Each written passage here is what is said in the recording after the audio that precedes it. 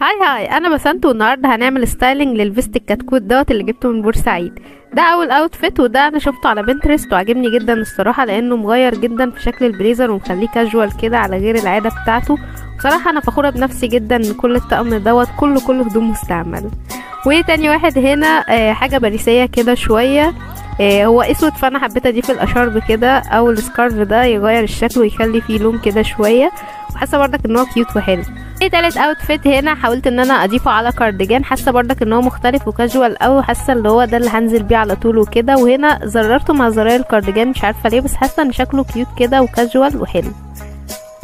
رابع اوتفيت وده اكتر واحد عجبني، لانه هو جيرلي كده وعلى ستايلي اوي. ضفت السكارف هنا عشان برضك يدي لون كده، ولكن هو مشكلته ان هو ناقصه جاكيت، وانا مش عارفه البس جاكيت فوقيه. فقررت ان انا اسال نوران، بما انها الشخص اللي الهمني ان انا اشتري حاجه زي كده عشان بحب الستايل ده عليها. فيا ريت يا نوران لو تقولي لي ايه الجاكيت اللي ممكن